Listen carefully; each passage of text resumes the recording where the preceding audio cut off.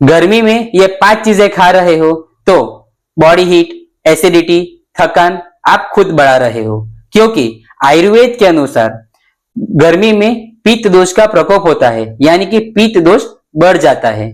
ऐसे में हमें कुछ चीजें अवॉइड करनी चाहिए या कम कर देनी चाहिए, जैसे कि स्पाइसी और ऑयली फूड्स, 2 चाय और कॉफी का ज्यादा सेवन, 3 कोल्ड ड्रिंक्स या पैकेज सुगरी ड्रिंक्स, 4 फ्रिज का ठंडा पानी, 5 धूप से आते ही ठंडी चीजों का सेवन।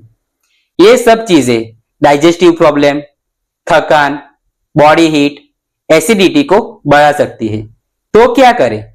ऐसे में नॉर्मल पानी या मटके का पानी पिए, 2 नारियल पानी यानी कि कोकोनट वाटर पी सकते हैं, 3 धनिया का पानी पी सकते हैं, 4 सौंफ यानी कि वरियाली का पानी ले सकते हैं। क्या आपको नेचुरली हेल्दी रहना है तो आयुर्वेदा को अपनाओ।